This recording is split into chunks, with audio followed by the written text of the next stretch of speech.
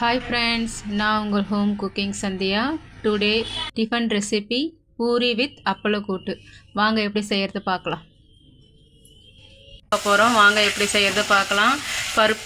கூட்டு செய்யறதுக்கு முன்னாடி கடலைப்பருப்பும் பருப்பு உருளைக்கிழங்கு போட்டு நான் விசில் போட்டு எடுத்திருக்கேன்.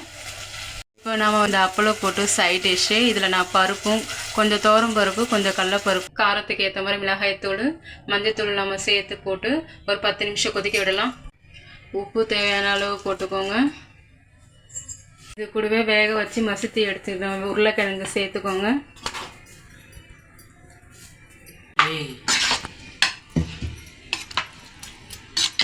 இதெல்லாம் மிக்ஸ் பண்ணி ஸ்டவ்வில் எடுத்து வச்சுக்கோங்க. ஒரு 10 நிமிஷம் கொதிக்க விடுங்க. மிளகா வாசனை கூட்டு தாளிக்க போகிறோம். இப்போ எண்ணெய் ஊற்றி கடாயில் கடுகு போட்டுக்கோங்க. எண்ணெயில் கடுகு பொரிஞ்ச உடனே நம்ம வெங்காயம் சேர்த்து ஃப்ரை பண்ணிக்கலாம்.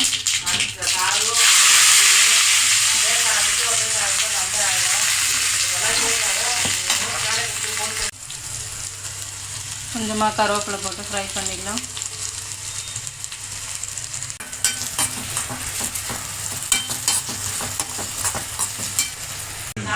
இப்போ நல்லா பொரிஞ்சிச்சு. இப்போ நம்ம கூட்டில் ஊற்றிக்கலாம்.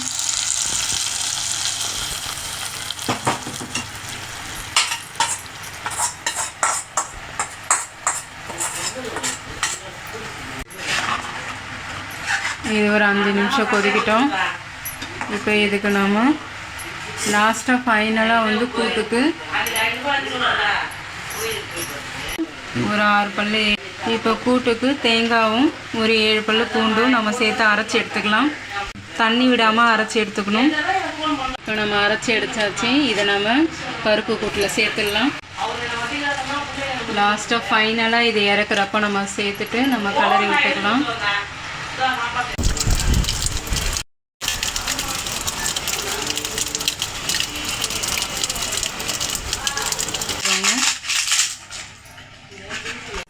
இப்போ அடிக்கிற மழையில் பூரி சுட்டு பசங்களுக்கு இந்த மாதிரி கொடுக்கலாம். நல்லா சைட் டிஷ்ஷாக இருக்கும். நீங்கள் சுவையான அப்பள கூட்டு ரெடி.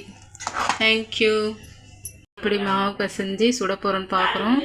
1/2 கிலோ கோதுமை மாவு, 1/4 கிலோ மைதா மாவு, உப்பு தேவையான அளவு சேர்த்து நல்லா பிசைஞ்சு எடுத்துக்கோங்க.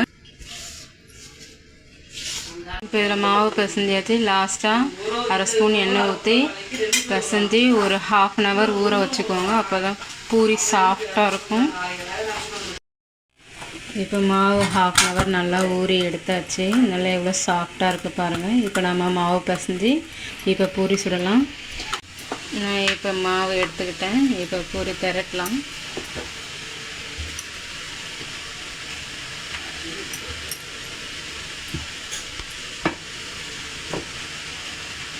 எண்ணெய் காஞ்சிச்சு. இப்போ பூரி நம்ம சுட்டு போடலாம்.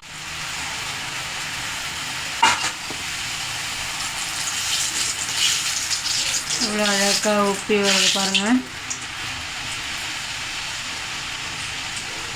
கொஞ்சம் சாஃப்டாக இருக்கும். மைதா மாவு சேர்த்திங்கன்னா கொஞ்சம் சாஃப்ட் கிடைக்கும். நீங்களும் ட்ரை பண்ணி பாருங்கள்.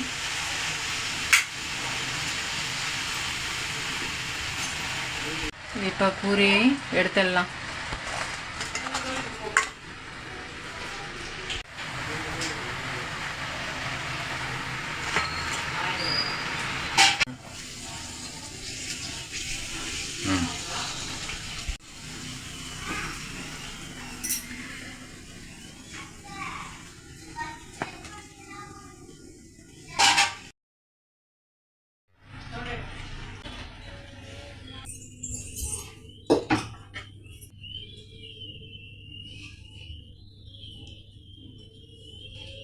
லைக் பண்ணுங்கள், ஷேர் பண்ணுங்கள், சப்ஸ்கிரைப் பண்ணுங்கள், கமெண்டில் சொல்லுங்கள். தேங்க்யூ.